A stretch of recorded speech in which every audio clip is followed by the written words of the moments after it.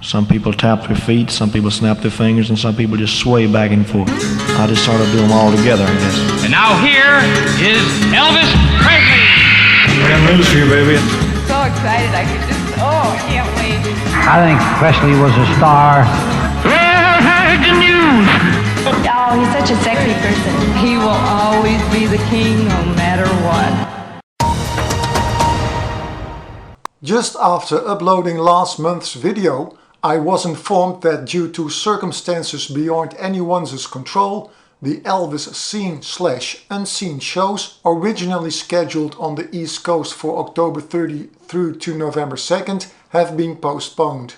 The new dates are as follows: January 30 Montclair, January 31st Atlantic City and February 1st Westbury. The directors of the upcoming 40 million Vietnam movie Finding Jack are using a CGI character of James Dean for the lead role. The on-screen James Dean will be a CGI model crafted from old movie footage and photos. However, the first choice of the directors for the role of an army unit leader in Finding Jack was Elvis Presley. But the Elvis Presley estate turned down their offer. From what I understand from EPE is that they are in favor of using a CGI Elvis, but only for appearances in commercials, music clips and short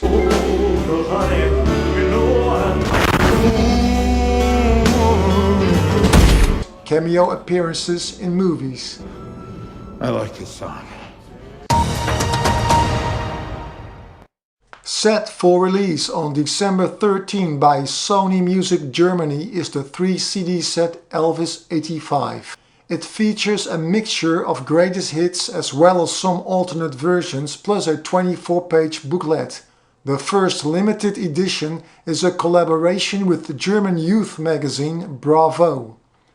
To celebrate Elvis's 85th birthday, the remastered Elvis That's the Way It Is special edition will be screened in the Dutch cinemas on January 8, 2020.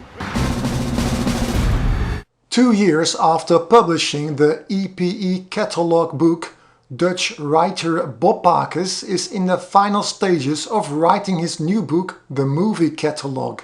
The book focuses on the movie memorabilia that has been produced worldwide for Elvis's first 4 movies. The 490 pages book contains 2200 images in high resolution. Hundreds of rarities will be published for the very first time. Bob Pakes hopes to get the book published in the spring of 2020. With the flick of a switch, Christmas magic returned to Graceland.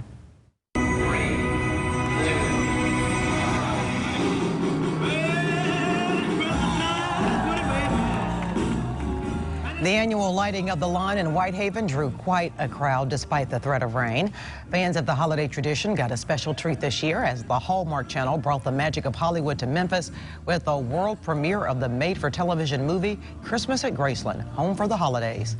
The stars of the film, who shot on location at Graceland, were in attendance, and regulars of the event say the live music and movie stars simply added to the spectacle of it all. The Christmas display includes hundreds of blue lights, a life-size nativity, and Santa, of course.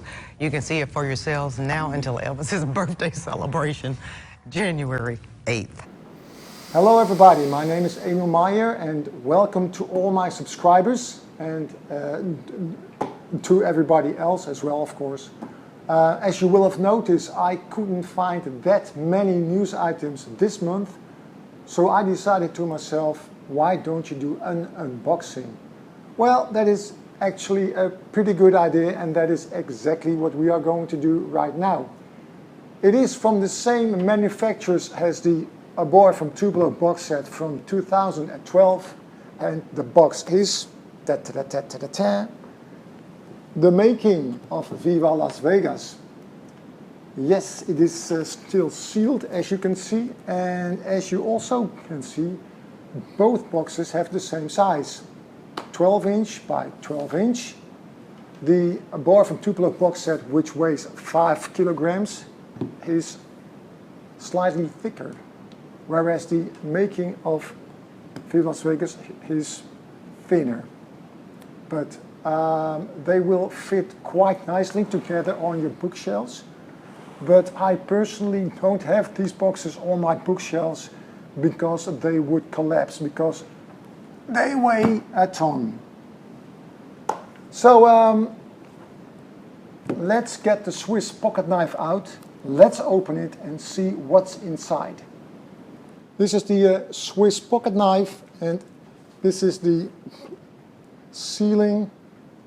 There it goes.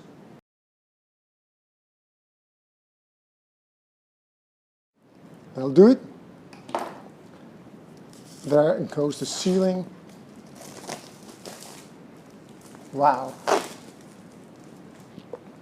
Looks great. Here it is. And now we're going to open it. But there's only one way, and that is put it on the side, lift the protective cover, and they are free. This is the CD. Here are the CDs, and this is, of course, the book. Now, let's show you the CDs. 3 CDs. This is the back of it, as you can see. And let's see if I can access the CDs easy. Wow, look at them. They go quite easy. Now that's a bonus these days, because sometimes you just have to wrestle to get a CD out. But this one clips in, clips out. This is the book. Ooh, it's quite heavy right now. Now, it's written by Paul Granlund and David English, and it has, let me see at the back, it has approximately 400 pages, which is a lot. And let's show you some cool pictures. Wow, I like these pictures. This is from Japan, movie poster. What we have more, we have lots of Elvis, and I'll show you some more photos as we flick. Oh, look at that. Rehearsing, come on everybody, or maybe this is the actual footage, who knows.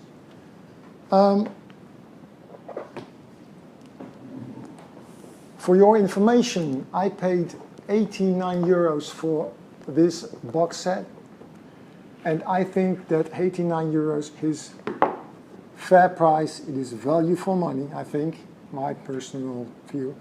And well, that's it. That's the unboxing of the making of Viva Las Vegas. And hope you enjoyed it. And until we meet again, no. Have a happy Elvis Presley Day, and see you next time. Goodbye. Here are the top geographics for last month's report.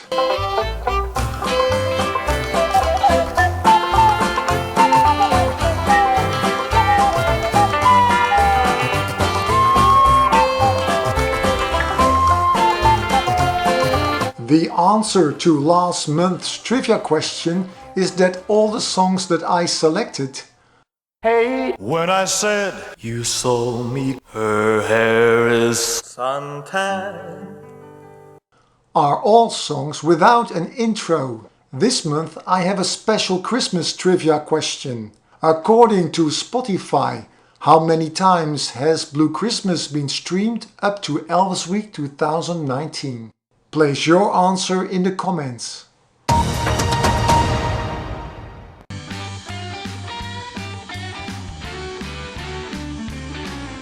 I met Elvis Presley on a hot July night in 1954. I was morning man at WHBQ Radio in the Chisca Hotel in Memphis, Tennessee. I did the morning show called Clock Watchers. At night, from 9 to midnight, we had a wild DJ on the air who played black music for white kids in those days. They called it race music, rhythm and blues music. I heard this commotion coming out of the studio where Dewey Phillips was doing his show called Red Hot and Blue. So I excused myself from my friends and I walked into the studio, and I discovered that Sam Phillips, founder of Sun Records, had walked in with an acetate, not a finished record, but an acetate of a of a recording he had made just 2 hours earlier by a truck driver for Crown Electric Company, whose name was Elvis Presley. And he wanted Dewey Phillips to test it on the air to see if he had anything. So Dewey Phillips played it. The switchboard lit up.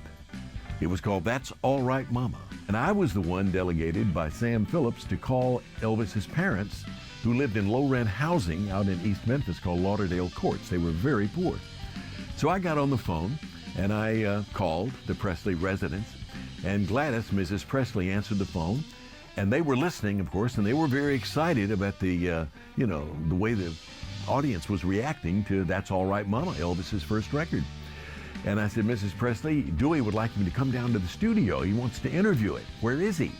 She said, well, he was so nervous about his record being played, he went to see a double feature Western. So they got in their truck and they went over to the Suzors and walked up and down the dark aisles, and there was Elvis sitting all by himself watching this Western movie.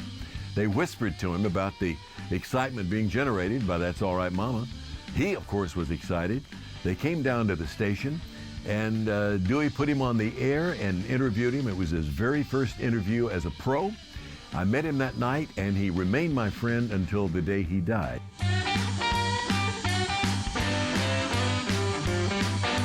If he was your friend, he was your friend till the day you died. I mean, he would always be your friend and do anything for you that you needed him to do. He was that kind of a person. That's all for this month. Hope to see you next time. Until then, have a happy Elvis Presley Day. You have a